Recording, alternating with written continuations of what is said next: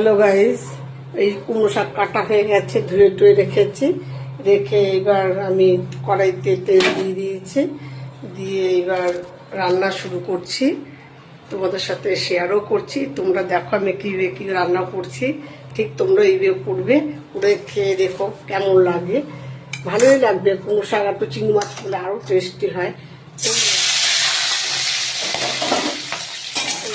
চিংড়ি মাছ দিয়ে দিয়েছি,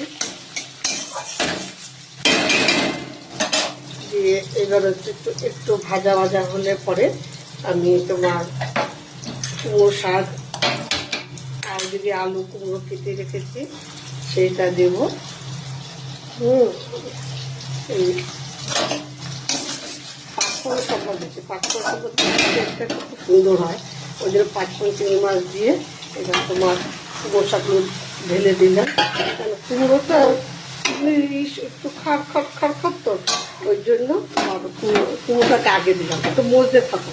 মজার পর তারপর তোমার এই কুমড়ো আলু যেগুলো সবজিগুলো কেটেছি সেগুলো দেবো। ছাড়বো এটা মজে নিই। মজার পরে নুন হলুদ কাঁচা লঙ্কা এগুলো দেবো। রাখছি, এবার পরেরটা আবার দেখাচ্ছি।